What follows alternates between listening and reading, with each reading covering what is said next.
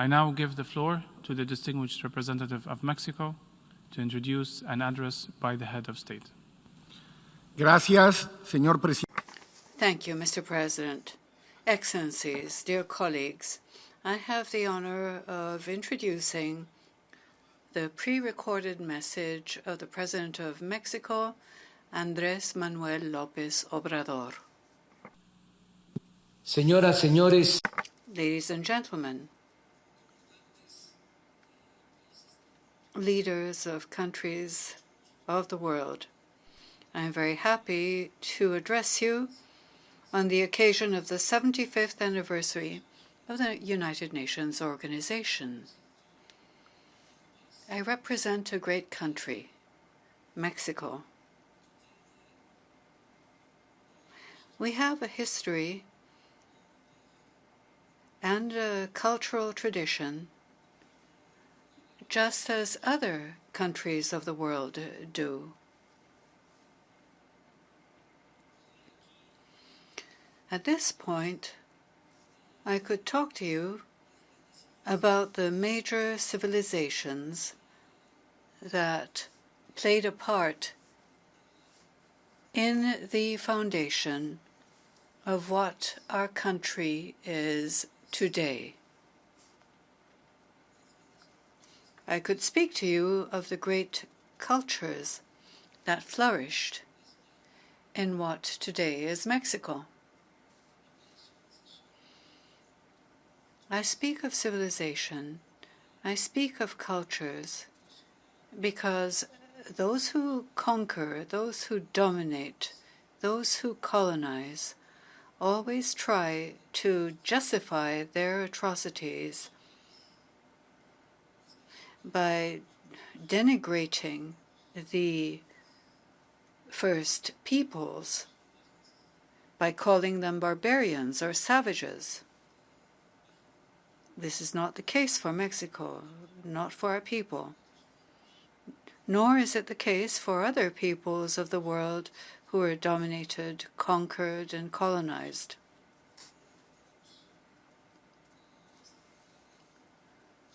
Mexico has an extraordinary history. It is a story of a struggle for freedom, for justice, for equality, a struggle to defend our national sovereignty. In the history of Mexico, there are three major transformations. The first was independence. After 300 years of being a colony, we gained our independence. That was a first transformation. It took place at the beginning of the 19th century.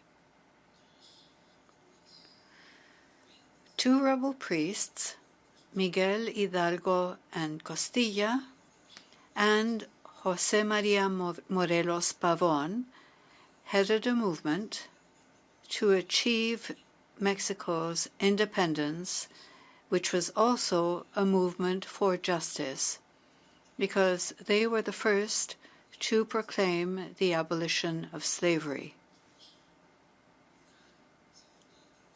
Then we had a second transformation in the middle of the 19th century, a very important change of worldwide significance. This was the reform movement. It was headed by a great leader, a liberal, the best president ever in our history, a Zapotec indigenous person, Benito Juárez García. He was known as the distinguished son of the Americas. He was so important, or rather, his work and his fame were so great that Benito Mussolini was given that first name because his father wanted him to have the same name as Benito Juárez. What did our founding father do with the reform that took place at that time? He separated the state from the church. He did that before other countries did. He put into practice the biblical principle of render unto God the things that are God's, and unto Caesar the things that are Caesar's. Then a third transformation took place at the end of the 19th and the beginning of the 20th century. This was the Mexican Revolution of 1910. It was a fight for democracy because we were suffering under a dictatorship that had been imposed for 34 years. We fought to guarantee the freedoms, and we also fought for justice. There were very important social leaders who emerged at the time. The Flores Magón brothers were precursors of that revolution. Another good man, an apostle of democracy, Francisco Madero, was murdered in the most cowardly fashion. There were social leaders like Francisco Villa, a leader who defended the rights of peasants. There was Emiliano Zapata, loyal to the people. And with this third transformation, much progress was made on the social front. But there was not enough progress made on the political front. And this was because it was not possible to establish a true democracy in Mexico. After the revolution, a single party was created which dominated the scene for a long time. It is only now that we are taking the first steps for Mexico to be a country which is truly, really democratic. Perhaps because of the lack of democracy, amongst other factors, Mexico's public life began to deteriorate. Political corruption began to prevail. And for a long time, this was the greatest problem Mexico faced. Our country has great natural resources, good lands for agriculture, abundant water, oil, mines, and a people which is good, noble, hard-working. This people is a holder of cultural heritage of thousands of years, which is the source of its vocation for hard work and creativity. But despite all of this, we could not make progress because of corruption, because of the prevailing corruption. For a long time, we have been struggling to achieve real change in Mexico. And after many years, the people of Mexico decided to do so too. They elected me, and I have set as my goal to undertake the fourth transformation of the public life of my country. I've already spoken about independence, reform, and revolution, and now I am determined and committed to conduct the fourth transformation in Mexico's public life, without violence and in a peaceful fashion. And we are achieving this despite the fact that we are facing two crises. the same crisis being faced in other countries of the world. We are facing the pandemic of the coronavirus, of COVID-19, this terrible disease.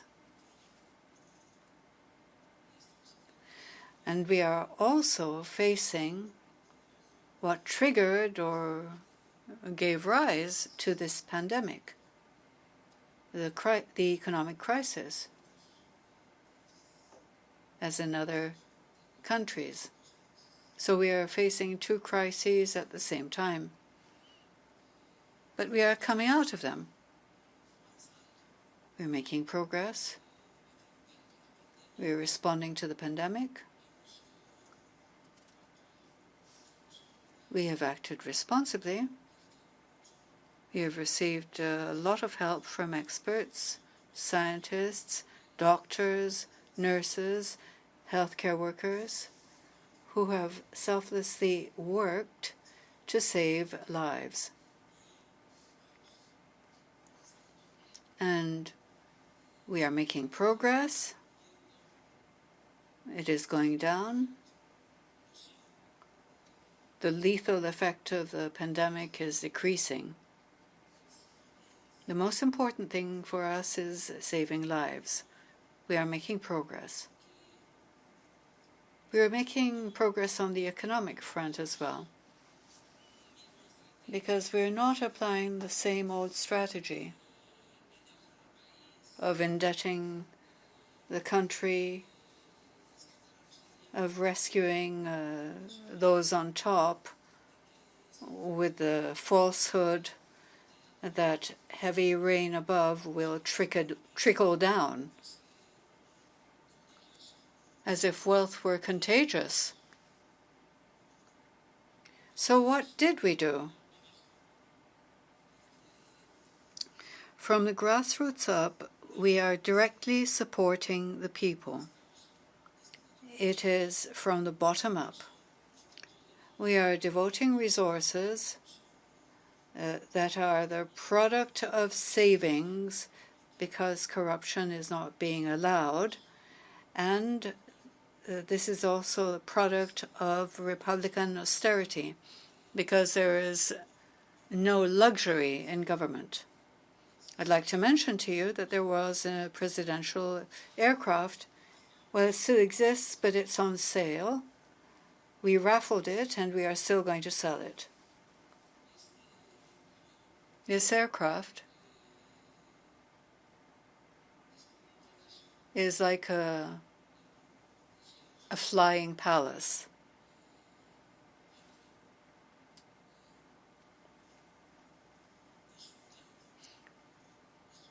It's a real insult, a slap in the face to our people. A luxury aircraft for 240 passengers, which has been refitted to accommodate just 80 people, with a meeting room, with bedrooms, something offensive. Let me say that once again. So I, as President of Mexico, travel by road,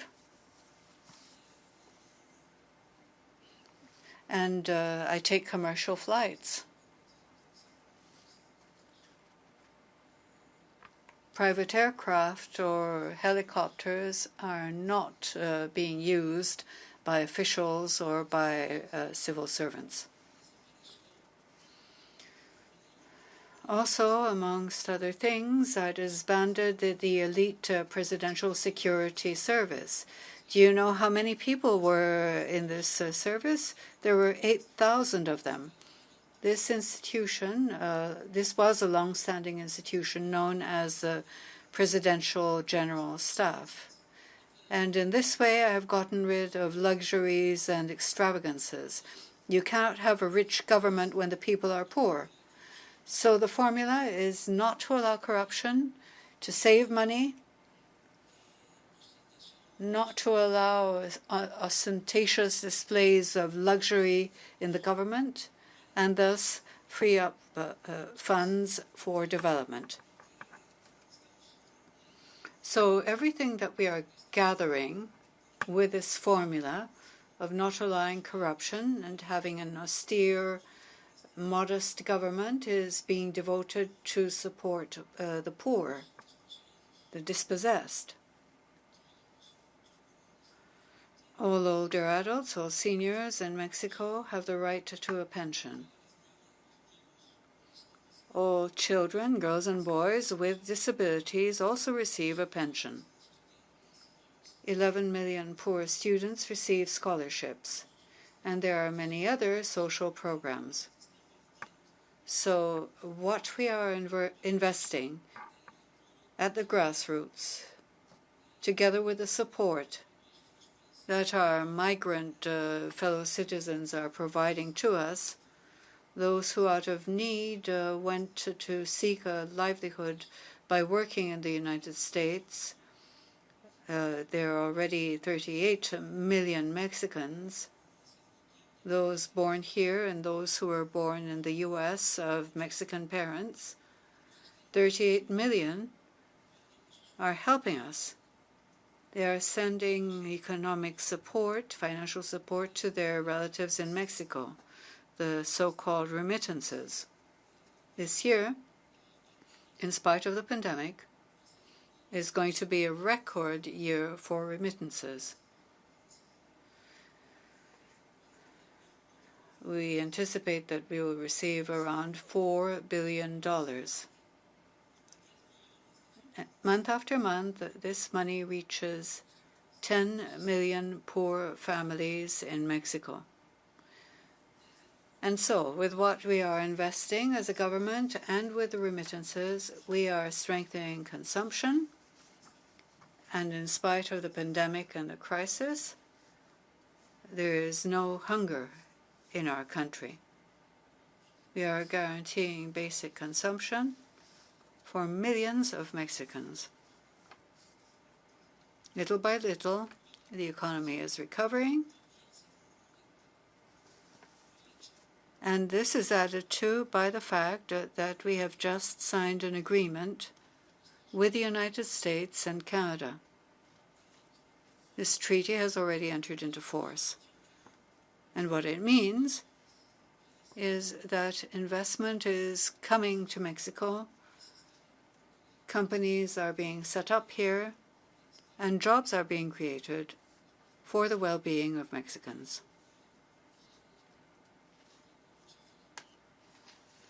I have great faith in Mexico's future, but I also have great faith in the future of the world. I am a believer. My creed is universal brotherhood. And so I send to each and every one of you very warm greetings from Mexico City, the capital of our republic.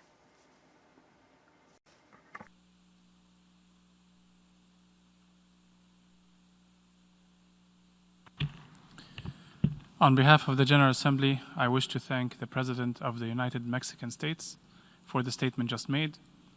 I now give the floor to the distinguished representative of Uruguay to introduce an address by the head of state.